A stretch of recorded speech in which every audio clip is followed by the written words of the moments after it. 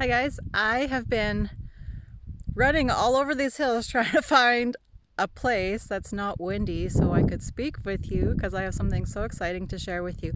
The last couple weeks for me have been absolutely magical. I am working on, right now, writing a book, a massive course that I didn't see coming, and then also a membership, and all of this is going on an app that I'm also creating. So I have been really quiet because I've really committed to the creation process. And I have found before when I created, it just lacked flavor. You know, when you make a dish and it's missing something, it doesn't have a spice or a seasoning, or maybe you're missing salt, like it just feels bland. So this time when I was creating, I really committed to creating all of these things with all the flavors that are available.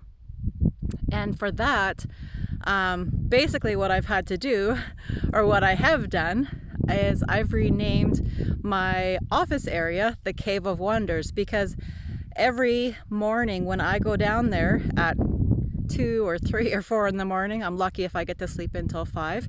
Usually I'm awoken sooner than that because I have a message on my heart that I want to write about or to explore. And so I go down to my Cave of Wonders and I write, not with any agenda, not with any outcome. Yes, I am creating these things. I'm aware I'm creating these things, but I don't have a deadline. I have some targets that I would like, but if I don't reach those targets, I'm not going to feel like a failure, because what I have learned through this experience, which is massive for me, who's fully focused on a to-do list and an agenda and an overachiever, is that there's no magic in that. It's so mundane and old and repetitive and predictable. And right now, guys, if you haven't noticed, we're living in a transition time, and this shakeup is creating unpredictableness in every area of our life. We don't know if we can register our kids in sports, if they'll actually be able to take a whole session. We don't know if we register in college or university, if we're going to be able to take the classes in person or online. We don't know when travel is going to be halted. If we book a flight, do we know if we're going to be able to take it? Every country is changing its rules, and there seems to be no universality to it right now. And that is on purpose. We are meant to experience the unpredictableness of this moment. And the reason that this is so beautiful and so exciting to me is because I have learned that my fear of failure came from my ability to, or my desire to grasp onto an outcome, or to grasp onto the image of what my achievement will look like or feel like. And if it's anything but that, I didn't feel that I had achieved it. And so I was experiencing failure. And then I was experiencing a lot of fear that would lead up to the failure. And I just got so tired of feeling fear, of experiencing my limits, and of exploring known territory, that I just decided this is different. This is something different for me. And so now here I am 10 days out till my birthday.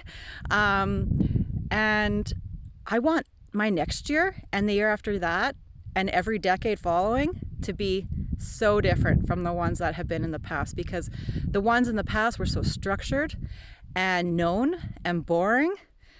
And I'm tired of that. I want something different. So there's been a lot of talk about, especially Eckhart Tolle, he talks a lot about the known, or the power of now. And it seems like a really ambiguous concept, and almost like the woo-woo jargon that nobody can really grasp.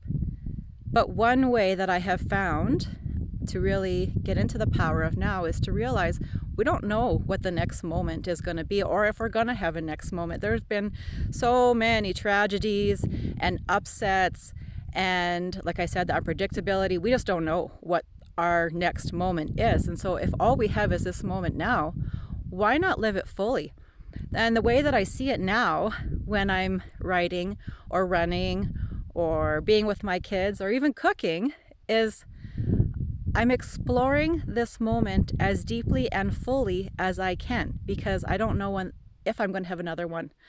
And if I'm always focused on the outcome, I miss all this juiciness that's the experience. And you can't fail in an experience. If you're here, if you show up every day just to experience the journey or to experience the moment, there's no failure in that.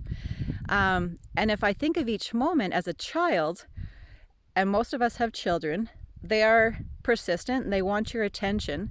And if I was just to pick up my phone, my younger one would probably say, "Mom, you're always on your phone," or something about it. She'd probably rib me somehow about it.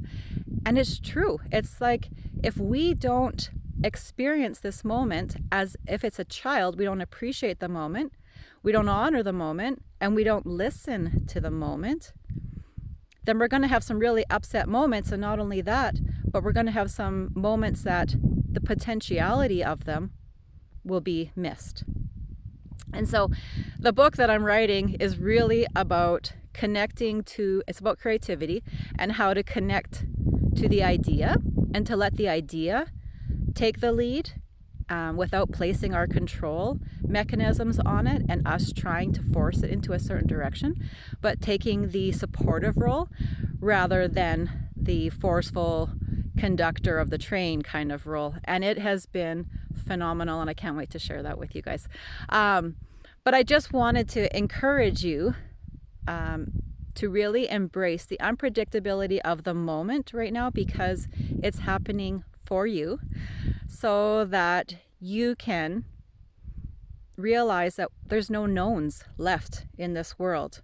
All we have is this moment, this time right now, and what can you get out of it? And one of my favorite ways to really get myself into that moment, if I feel like I'm scattered and I'm all over the place or I'm too much in my head, is to go, okay, in this moment, what can I hear? What can I see? What can I taste? What can I smell?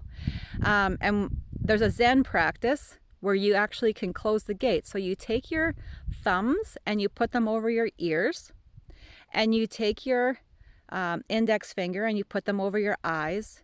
You take your middle finger and push it onto your nose, and then you take your bottom two fingers, your pinky and your ring finger, and you put them over your mouth. And in that way, everything around us becomes silenced, and we're able to go within to that stillness place that's within.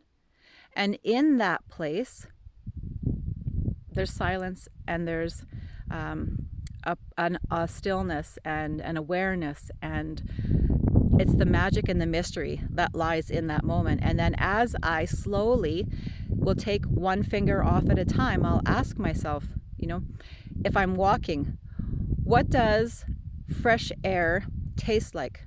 We know what it smells like, so that's a given, right? What does fresh air smell like? It's crisp. What does it taste like? What does fresh air sound like if I take my hands off of my ears? And what does fresh air look like if I take my hands off my eyes? So that's one really good practice to help you get into the moment and to explore the magic and the mystery that's here in the unknown. And there's so much available to us outside of what is known. So embrace this time, guys. It's happening for global consciousness to be rising. And to me, it's so exciting. And it's an invitation to explore things that maybe you have never taken the time to explore before. So I invite you to try that Zen practice and to embrace the unpredictability of it, which is a gift to you to go deeper within and to explore the magic of the moment. Much love, guys. I hope you have a wonderful day. Bye for now.